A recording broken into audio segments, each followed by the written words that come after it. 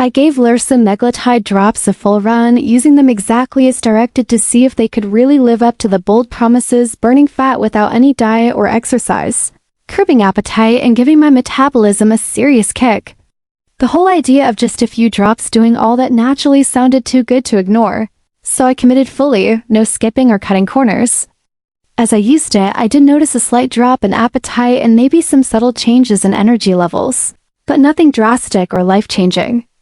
What raised a few eyebrows for me, though, were the details behind the product, things like reused promotional images that looked familiar from other brands, endorsements that seemed off, especially the so-called doctor's backing, which I couldn't verify, and reviews that felt a little too polished. On top of that, I couldn't find solid proof of any clinical backing or official certifications, which made me question the foundation of all the claims. Overall, I wouldn't call it a total scam, but I also wouldn't say it's the miracle solution it's advertised as. It kind of sits in that gray area and not completely useless, but definitely surrounded by a lot of marketing smoke and mirrors.